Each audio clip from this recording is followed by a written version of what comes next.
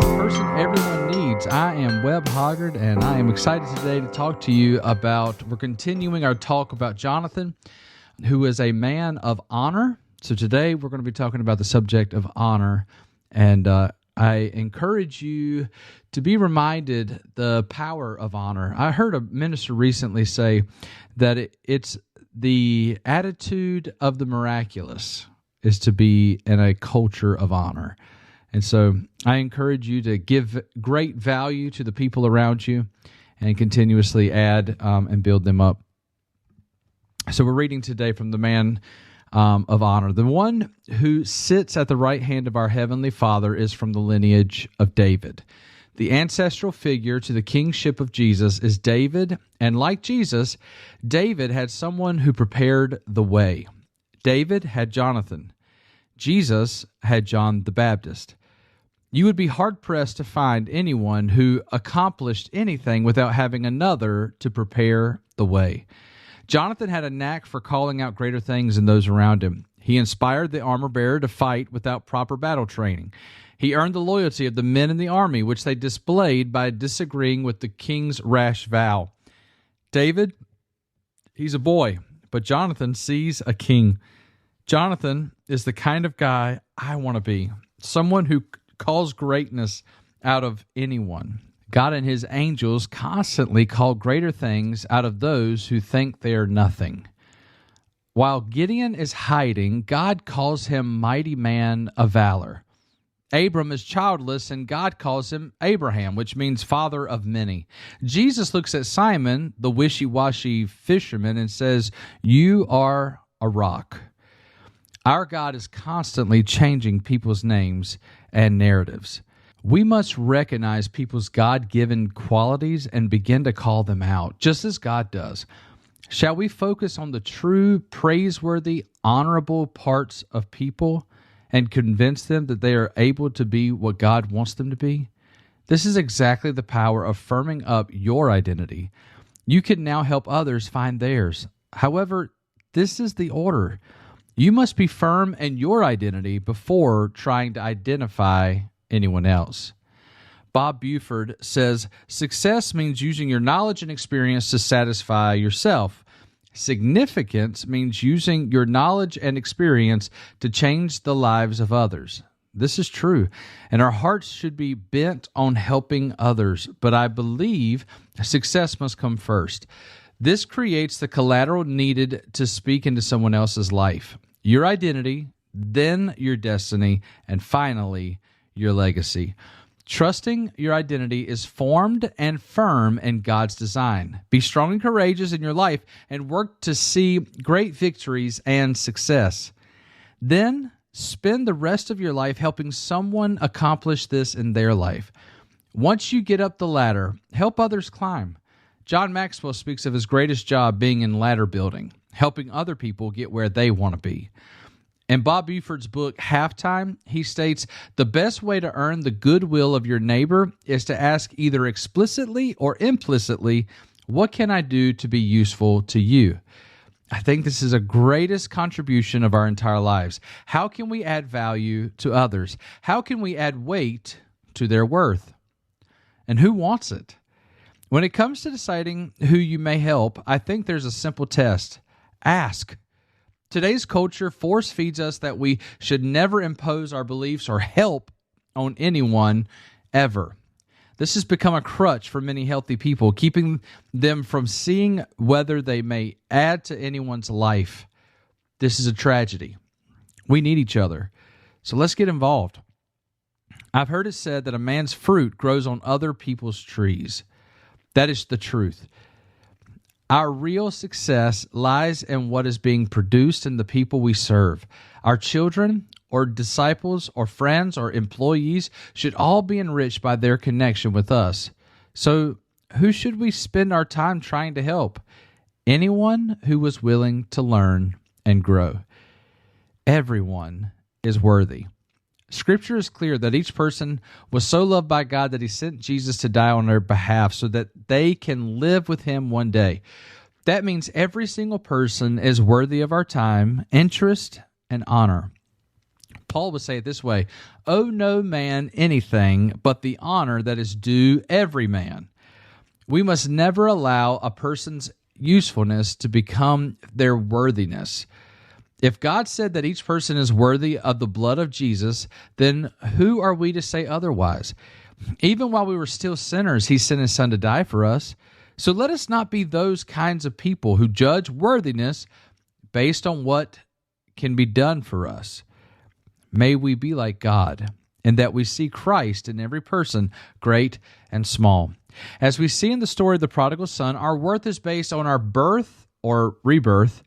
As sons do not have to create their value in the sight of their fathers, we do not have to earn our place in the sight of God, and neither does any other human. We must see the value of others through the lens of God's perspective. When we do this, we certainly see their incredible value. God expects us to honor one another. Jesus commands us to love one another.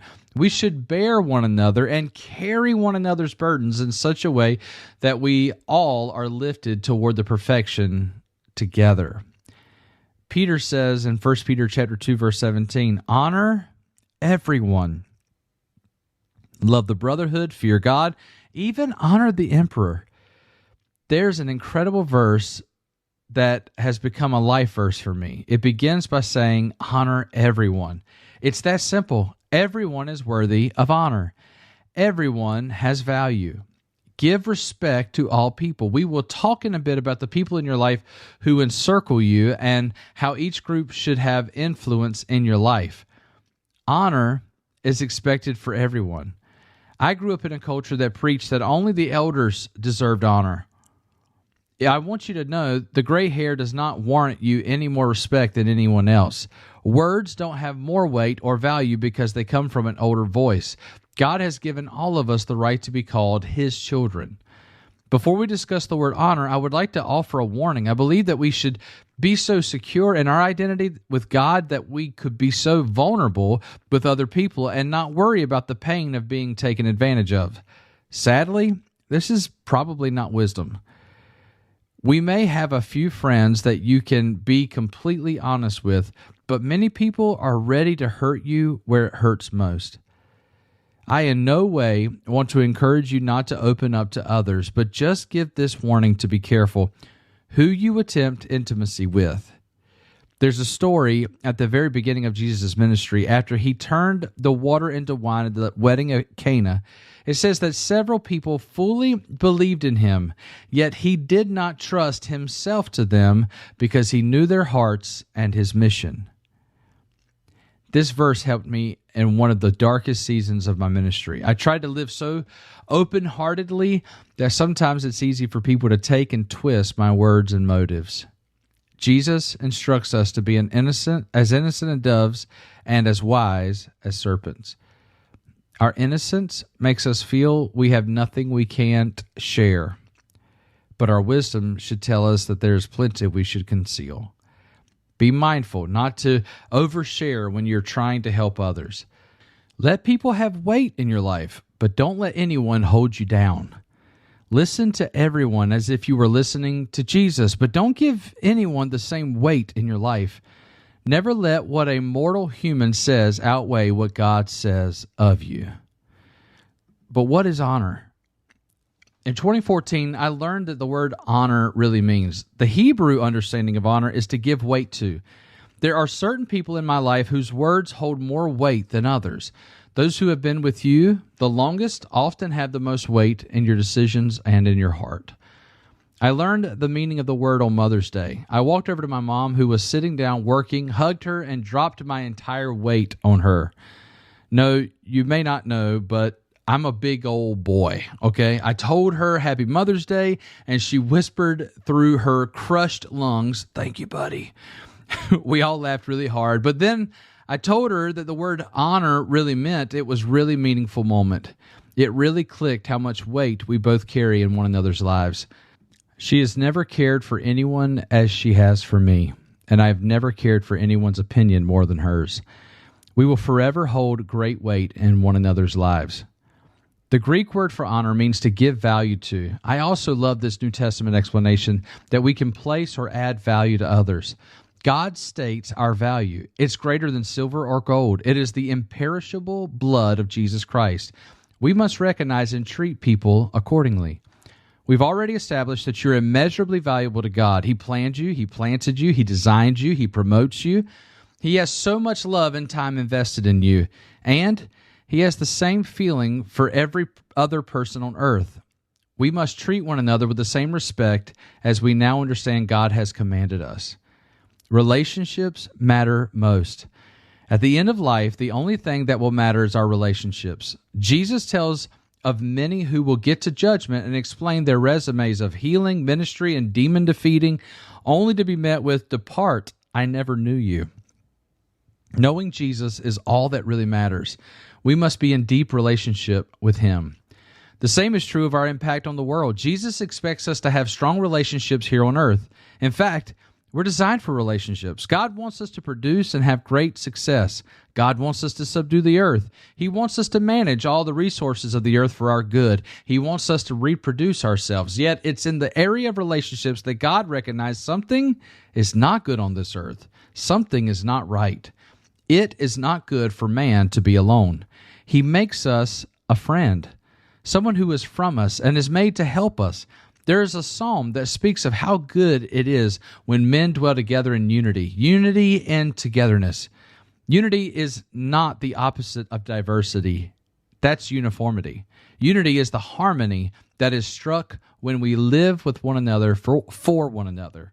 We should be one another's greatest fans. We should add value to one another daily. Can you imagine if we all consistently called out in one another the God-given values that have been hidden in each of us?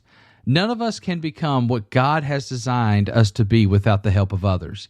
We need each other. Everyone has something to offer. Our identities are formed by relationships. Our destinies are performed in relationships. Our legacies are in transformed relationships. To be a real man is to be like Jesus. He spent his entire time on earth on a mission to save all mankind. Everything he did was for another person. He healed because he was moved by compassion. He overturned tables because he saw the marginalized forgotten in the house of prayer. He stood between the guards and his disciples, allowing them the ability to walk free. He carried a cross instead of chasing a crown. He died in our place so we can know the Father and live like him. By this all people will know that you are my disciples if you love one another. He said the greatest love is laying down your life for your friends. Isn't that what Jonathan did over and over for David? Jesus said, all people will know that you are my disciples by how you love one another. Love is the key. It's the key to following Jesus. It's the key to discipleship. It's the key to being a man. It's the key to honor. A man of honor takes care of his friends. He takes care of those who are hurting. Moving even deeper into the heart means taking your favor, pressing into valor, and finishing in honor. Passion in battle is powerful, but compassion for others is revolutionary. Courage inspires men to take heart, but to encourage is to put your heart in others. Can you picture that? Encouragement is putting your heart into others. When you know people who are suffering and are dead inside, it's time to put your heart, your strength, your life in their chest. There was an old Michael W. Smith song I used to listen to a lot that says, I'm feeling for you, feeling so much. When this heart is big enough for the both of us, I'll give you my love if you give me your pain. I'll hold it inside of me till you're stronger again. That's what living full-hearted looks like. You will stretch until you have the strength for yourself and someone else. And if you both can have that heart, just like Jonathan and the armor bearer Jonathan and David, imagine what you can do. One will put 1,000 to flight, but two can put 10,000 to flight. How much better are we when we're together? When one falls, we have another to lift us up. So be whatever that person needs you to be. Ask them how you can be useful. Ask if you can help. Make yourself available just for clarification. Ask, don't beg. If they say no, this may not be the time. Remain open and stay ready. The key to great relationships, Jesus told us, not just our relationship with God, but relationship with one another, is that we ask, seek, and knock. We never bust down the door, but we stay open and ready for a response at any time. A person who is willing to ask, seek, and knock is a person that everyone needs.